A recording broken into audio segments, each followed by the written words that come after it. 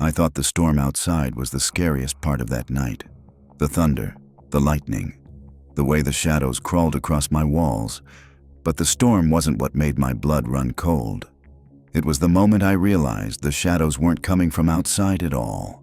Someone was inside my house, watching me move, and waiting for me to notice. I had the entire day off, and I planned on doing absolutely nothing with it. It was cold and wet outside, the kind of miserable weather that keeps you trapped indoors.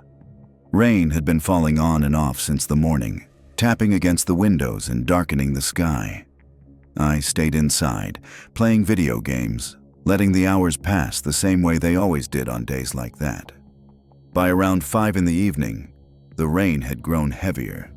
Distant thunder rolled across the sky, and flashes of lightning lit up the clouds for just a second at a time. I made myself some dinner and figured the timing was perfect to throw on a horror movie. The storm outside gave everything the right atmosphere. I shut off the lights and sank into the couch, letting the movie play while rain battered the roof. Over the next couple of hours, the storm only intensified. No power outages, no flickering lights, just relentless rain and thunder crashing close enough to make the windows tremble. By the time the movie ended, it was around 10 o'clock. I wasn't tired yet, restless more than anything. I stood up to stretch and went to refill my water. As I turned toward the hallway, something moved along the wall in my peripheral vision. A shadow. It was there for only a split second. Too fast to fully process, too brief to understand what I'd even seen.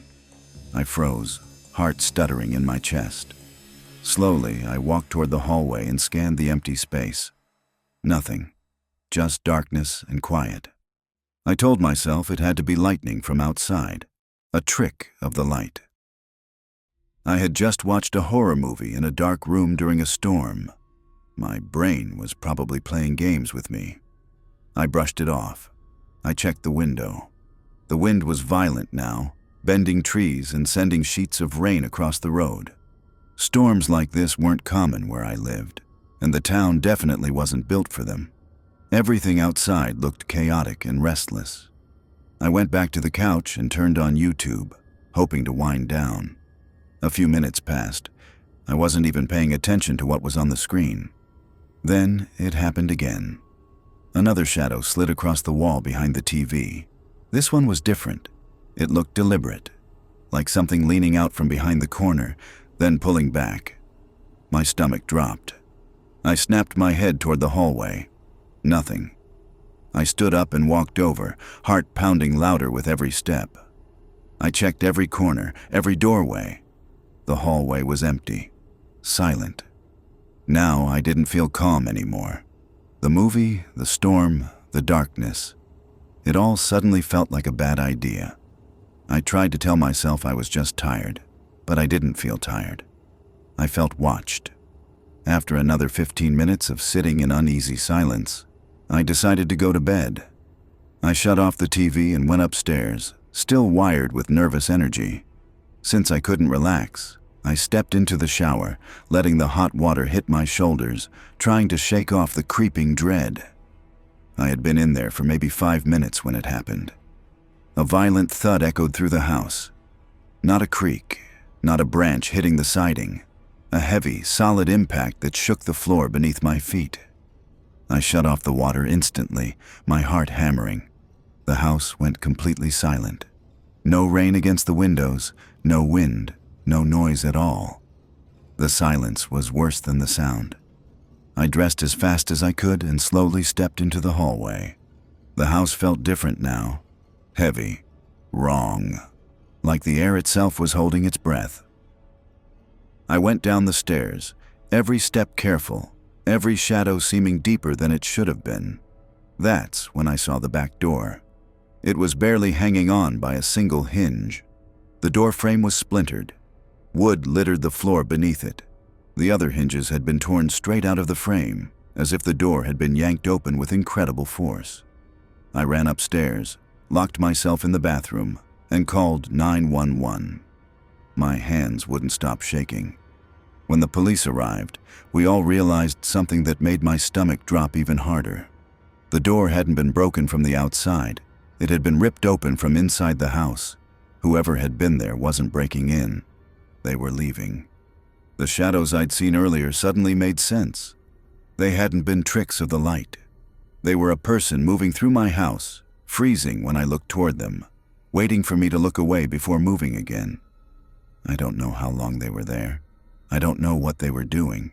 I don't know why they destroyed my door in what felt like a moment of frustration. But I know one thing. I wasn't alone in that house.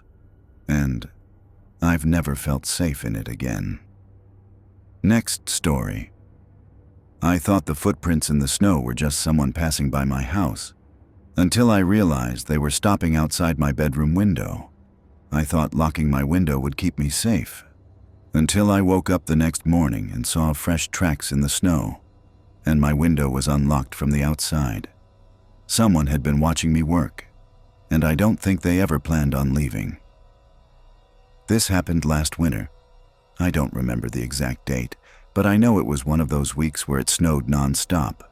Heavy snowfall, thick wind, freezing temperatures, the kind of weather that makes you stay inside whether you want to or not. At the time, I was working a hybrid job.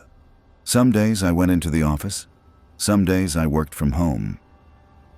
Because of the storm, I stayed home the entire week and worked from a small desk in my bedroom. My house wasn't big. Just 1 story, 2 bedrooms, a small living room, and a kitchen. It was quiet.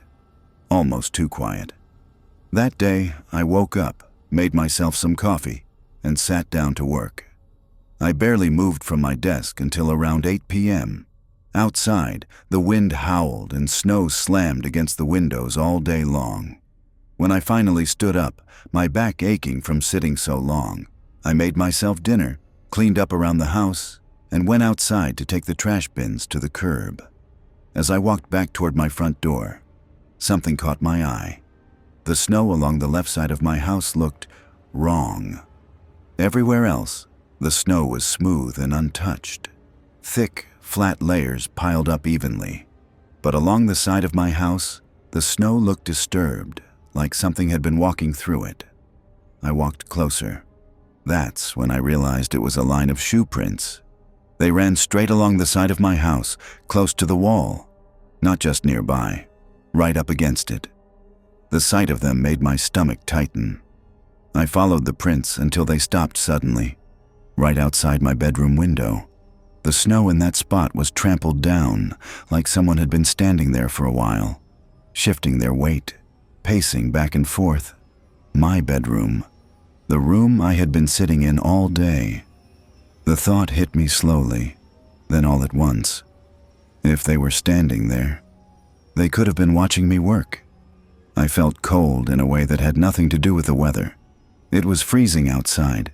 Wind was whipping through the neighborhood. Why would anyone be standing outside my window in the middle of a snowstorm? My blinds were closed, but they weren't thick. If someone pressed close enough to the glass, they could probably see the light from my room, see movement, see me sitting at my desk. I told myself I was overthinking it. That maybe it was someone cutting through the yard, or a neighbor doing something strange. But the footprints didn't lead anywhere else. They started near the front of my house and ended right there. I went back inside, locked the door behind me, and tried to warm up. There wasn't really anything I could do. Whoever had been there was gone.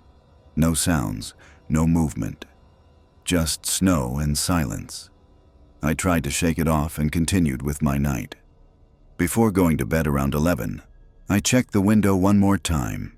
The snow had fallen again, covering the tracks completely. The area outside my window looked smooth and untouched. That helped calm me down. I triple-checked the window lock, tugged on it, made sure it wouldn't move. Then I went to bed. I slept through the night. The next morning, the first thing I did was walk straight to that same window. The second I looked down, every trace of sleep left my body. Fresh footprints. Right there again. In the exact same place. I threw on my jacket and boots and ran outside. The prints were nearly identical to the ones from the night before. Same path, Same pacing, same spot directly under my bedroom window where the snow was trampled flat. But the rest of the yard was untouched. No extra footprints, no tracks leading away. Just a single trail to my window and back into the snowstorm. I went back inside and called the non-emergency police number. I didn't expect them to do much, but I wanted it documented. I wanted there to be a record of this in case something else happened. After that, I tried to focus on work. Every few minutes, I caught myself glancing toward the window. The snowfall slowly covered the tracks again, and for a while, nothing else happened. By the time I finished work around 8 p.m., it was fully dark outside. The storm hadn't let up. Wind rattled the walls. Snow whipped past the glass. I walked over to the window and pushed the blinds aside. No footprints. Relief washed over me. But as I let the blinds fall back into place, my eyes dropped to the latch. It wasn't locked. My heart skipped. I stared at it, not breathing. I knew I had locked it. I remembered checking it, more than once. With shaking hands, I reached for the handle. The window opened easily. My pulse pounded in my ears. They must have unlocked it during the night, while I was asleep. The thought made my skin crawl. Had they come inside? Had they stood in my room while I slept? I backed away slowly, scanning the hallway, every doorway, every shadow. I grabbed my keys, pulled on my boots, and ran outside to my car. I called the police and waited in the driveway, engine running, heart racing. 10 minutes later, an officer arrived. He went inside to clear the house. The minutes dragged.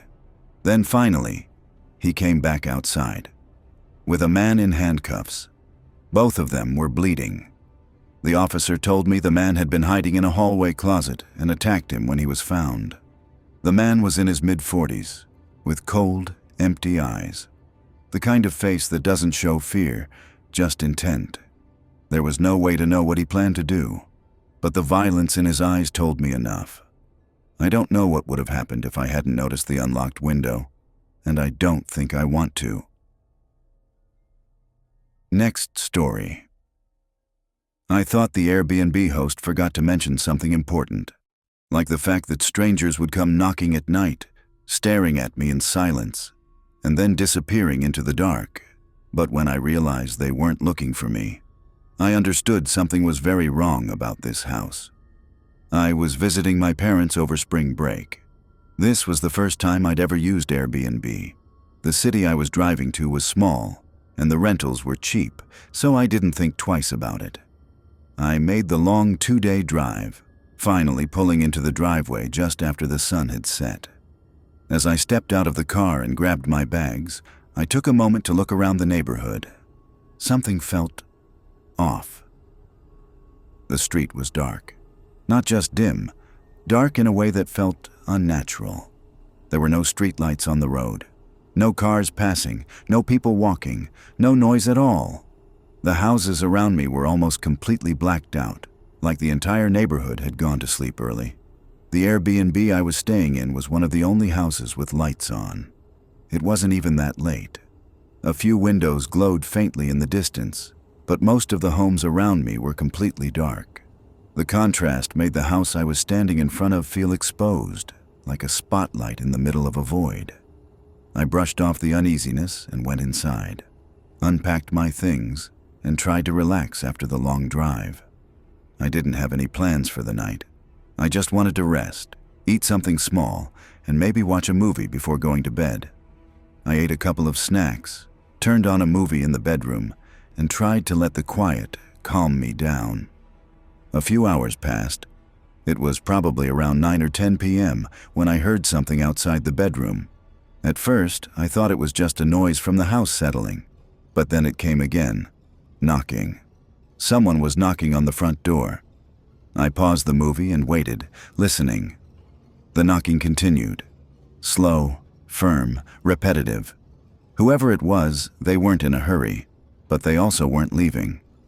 I checked my phone, thinking maybe the host had tried to call or text me. Nothing. No missed calls, no messages.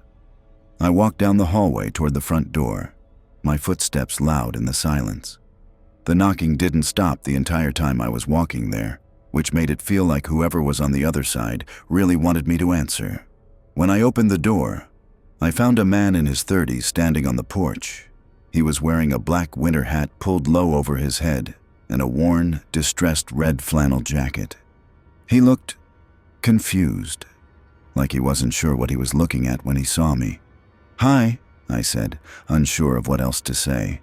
He gave a small, awkward smile. Then his face went blank again. He mumbled something under his breath that I couldn't make out, turned around, and walked away without another word. I stood there for a few seconds, watching him walk down the driveway and disappear into the dark street. I closed the door and locked it behind me, my mind trying to make sense of what had just happened. The way he had knocked so persistently, only to say nothing and leave, felt wrong.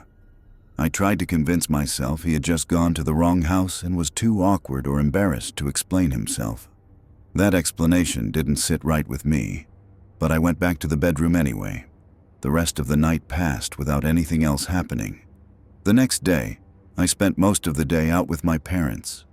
By the time I returned to the Airbnb, it was around 6 in the evening, and I was already exhausted. I went straight to the bedroom, turned on the TV, and tried to unwind. Around 9, it happened again. Knocking at the front door. This time, my stomach dropped. I checked my phone again. Still nothing. No texts, no calls from the host, no notifications at all. I moved more slowly this time, every step toward the door filled with tension. I leaned forward and looked through the peephole first. It was the same man, same black hat, same red flannel. I cracked the door open just enough to speak to him. "Is everything okay?" I asked. "Are you looking for someone?" His reaction was almost identical to the night before, except this time he looked more startled, like he genuinely hadn't expected to see me again. His face went flat. "No," he said in a hollow, monotone voice. Then he turned and walked away. I locked the door immediately. I had no idea who this guy thought lived here or what he wanted, but the situation was starting to feel wrong in a way I couldn't explain. I went back to the bedroom, but I left the door to the hallway open so I could hear if anything else happened. I didn't sleep easily that night. Hours later, I woke up to darkness. The room was pitch black. The house was silent. For a few seconds, I wasn't sure what had woken me up. Then I heard it. A soft sound outside, almost like whispering. Before I could process it, there was a violent knock at the front door. The sound was so loud, it rattled the walls. I got out of bed and moved slowly into the hallway. As I crept forward, I caught movement through one of the windows on the other side of the hall. Someone was out there. When I reached the front door and looked through the glass, I saw the same man again. But this time, he wasn't alone. Behind him, deeper in the darkness, I could make out another figure. Standing still, watching the house, waiting. My body went cold. I turned to go back for my phone, and froze. A man was staring at me through the back window. His face was inches from the glass. I don't even remember making a sound. I just sprinted back into the bedroom and locked the door behind me. Outside, I heard footsteps, many footsteps, moving quickly around the house, not just one or two. It sounded like a group. As I called the police, hands shaking so badly I could barely hold my phone, I heard windows being tested, doors rattling, the sound of people moving from one side of the house to the other. They were surrounding the place, trying to find a way in. Those minutes felt endless. I sat on the floor in the dark, listening to them move outside, waiting for the sound of glass breaking or a door giving way. Then, in the distance, sirens. The footsteps stopped almost instantly. By the time the police arrived, the house was silent. They searched the property but found no one. The host was contacted and seemed strangely annoyed by the situation, as if it was an inconvenience more than anything else. To this day, I don't know who those men were. My best guess is that someone else had stayed in that Airbnb before me. Someone those men knew. Maybe they thought he still lived there. Maybe they believed I was hiding him. Or maybe they had reasons I'll never understand. Whatever the truth is, I don't think that house was meant to be rented to strangers. Next story. I didn't pick the cheapest Airbnb because I was reckless. I picked it because I was tired. The listing had good reviews, and I told myself I was being smart. Quiet neighborhood. Self-check-in. Perfect for solo travelers. The first thing I noticed after I arrived was how dark the street was. Not cozy small-town dark. Not quiet suburb dark. Dead dark. No streetlights. No porch lights. No TVS glowing behind curtains. Just a row of houses sitting in the cold like someone had turned the entire block off. And mine, my rental, was the only house with lights on. I stood there with my duffel bag in one hand and my keys in the other, feeling like I'd walked onto a stage where everyone else had already left. I forced a laugh under my breath and told myself people in small towns went to bed early. Inside, the place looked normal. Almost too normal. Fresh towels folded like a hotel. A bowl of cheap mints on the counter. A little handwritten note from the host that said, "Welcome, make yourself at home." It should have made me feel better. It didn't. I locked the door, slid the deadbolt, and did that thing you do when you're alone in a new place. Check the rooms quickly, like you're pretending you're not scared. 2 bedrooms, 1 bathroom, tiny living room, a kitchen that smelled faintly like lemon cleaner. Everything was fine. So I unpacked, ate some snacks, and turned on a movie in the bedroom to shake off the drive. An hour later, I paused the movie because I thought I heard something. A soft sound, not a creak, not the house settling, a tap. I waited, holding my breath like a kid. Another tap, then silence. I got up, walked to the hallway, and listened. The entire house felt hollow, like sound had too much space to echo. I told myself it was the wind. Maybe a branch hitting the siding. Maybe the rain starting up again. I went back to bed. 10 minutes later, the tapping came again, louder now. It had a rhythm. Tap, tap, tap. It was coming from the front door. I sat up so fast the blanket slid off my legs. I checked my phone for a message from the host. Maybe he forgot to tell me something. Maybe he was coming by for a quick fix. No calls, no texts, nothing. Tap, tap, tap. I got up, walked down the hall, and stopped 3 feet from the door. The tapping continued, patient and steady, like whoever was out there knew I would eventually have to answer. I looked through the peephole. At first, I thought it was empty. Then my eyes adjusted. A man was standing on the porch, slightly off-center, close enough that the peephole distorted his face. He wore a dark knit cap and a red flannel jacket that looked old and faded, like it had been washed 100 times. His posture wasn't aggressive. He wasn't swaying like he was drunk. He was just waiting. I didn't open the door. I didn't even speak. I just watched him through the tiny warped circle. His head tilted like he could sense my eye on him. Then, without stopping the tapping, he leaned slightly closer, and for a second I saw his mouth move. Not words, just the shape of words. I backed away, heart jumping, and the tapping stopped. I stood frozen in the hallway, listening. Nothing. No footsteps down the porch steps, no car engine, no voice, just silence. I crept back to the peephole and looked again. The porch was empty.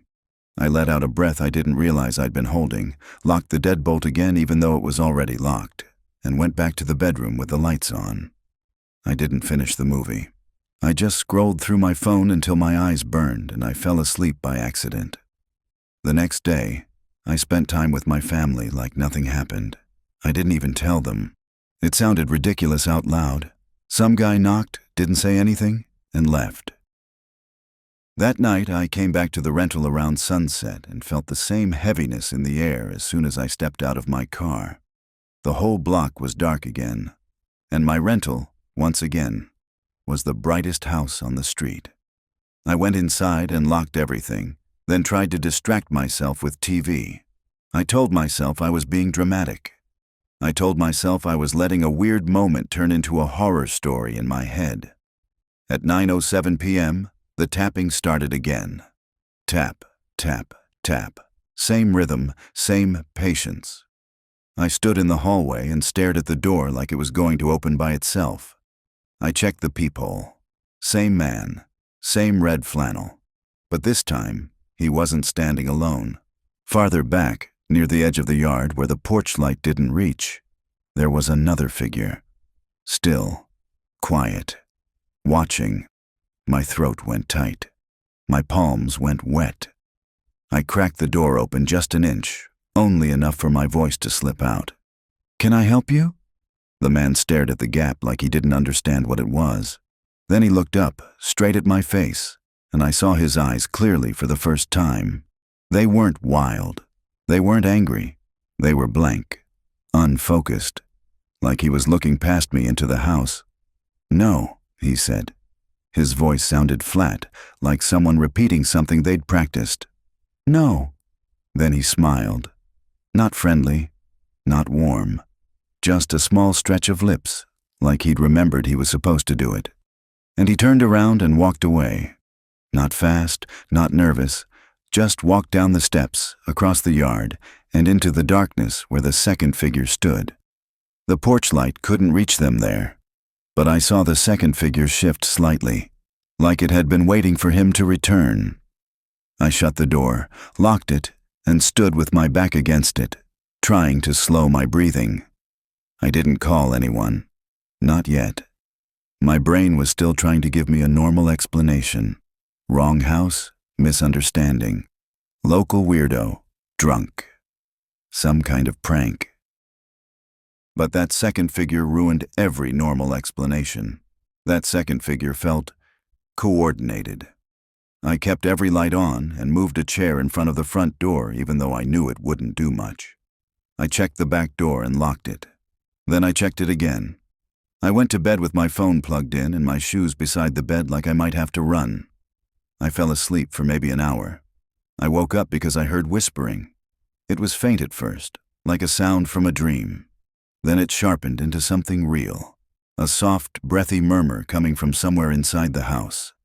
I sat up in the dark, listening, every nerve awake. The whispering stopped. And then, bang, bang, bang. The front door shook with heavy knocks, like someone was hitting it with the flat of their hand, hard enough to make the frame shudder. I jumped out of bed, heart hammering, and stepped into the hallway. The living room was dark, but I could see the outline of the front door moving with every blow. Bang, bang, bang. I moved closer, slower than I wanted to, because something inside me was screaming not to get too close. As I passed the hallway window, I saw movement outside, a shadow sliding past, quick and smooth. Then another. Not one person, more. Bang, bang, bang. I reached the end of the hall and peered through the glass on the front door. The man in the flannel was there again, but he was standing a little to the side now, like he wanted the door to open without him being directly in front of it. And behind him, half hidden in the dark, there were more shapes. I couldn't count them. 3, 5, more? They didn't move like strangers gathering by accident. They moved like people who had done this before. I backed up, turning to run to the bedroom for my phone, and froze. Because someone was staring at me through the back window, a face pressed close enough to fog the glass. I couldn't make out details, just the pale oval of a face and eyes fixed on mine like pins. For half a second, my body didn't believe it. Then the person outside lifted a hand and placed it flat on the glass. Not knocking, just claiming it. That's when I ran. I sprinted into the bedroom, slammed the door, locked it, and called 911 with shaking hands. I tried to whisper my address, but my voice came out thin and cracked, like my throat had forgotten how to work. On the line, the operator kept asking questions. "How many people do you see? Are they inside? Are there weapons?" I didn't know. I didn't want to look. Because every time I pictured that face at the back window, my stomach turned cold. Outside, I heard footsteps around the house. Fast, spreading out. I heard fingers testing door handles. I heard something scrape along the side of the building like someone dragging a tool across the siding. Then a window rattled. Not breaking. Not yet. Just being tested. Like they were trying to find the easiest way in. And then, suddenly, everything went quiet. So quiet, it was almost worse. The operator's voice sounded far away. My ears strained for any sound at all, because silence meant they were either gone or listening. A minute later, distant sirens. I didn't hear anyone run. I didn't hear footsteps retreat. I didn't hear a car start. But when the sirens got louder, I heard a soft shuffle outside the bedroom window, like people stepping back into the shadows. When the police finally arrived and cleared the house, they found nothing. No broken windows, no forced doors, no one hiding in closets, no one in the yard. Just wet footprints on the porch and handprints on the back window. The officer asked if I knew anyone in town, if I had enemies, if I'd posted my location online. I said no to all of it, and it was the truth. Before they left, one of the officers walked me to my car and waited while I packed my bag with whatever I could grab in 2 minutes. I didn't sleep in that rental again. The next morning, I messaged the host describing everything. He replied 3 hours later with one sentence. That's really weird. Nobody ever complains. No apology, no concern, no questions, just annoyance dressed up as politeness. I left a review anyway. I wrote it carefully. I didn't want to sound paranoid. I didn't want to be dismissed as dramatic. I posted it. It stayed up for one day. Then it vanished. Not buried, not pushed down by new reviews. Gone. I checked the listing again a week later. It was still active, still cheap, still perfect for solo travelers. And the strangest part, sometimes when I'm lying in bed at night and it's quiet enough to hear my own breathing, I think about that man's face at the peephole. How he looked past me into the house like he wasn't there for me at all, like he was waiting for someone else to answer. And I wonder what would have happened if I'd opened the door wider, if I'd been tired enough, polite enough, or curious enough to invite him inside. Because I don't think he was knocking to ask a question. I think he was knocking to make sure the house was occupied. And I think the second night wasn't the first time they'd tried that door. It was just the first time someone answered who wasn't supposed to be there.